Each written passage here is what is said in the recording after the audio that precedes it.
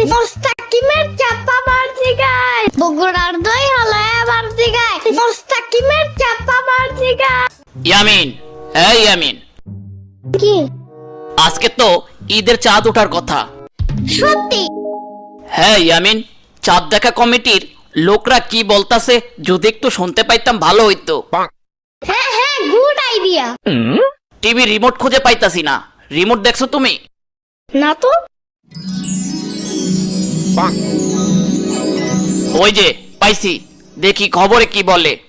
হ্যাঁ হ্যাঁ, চলো।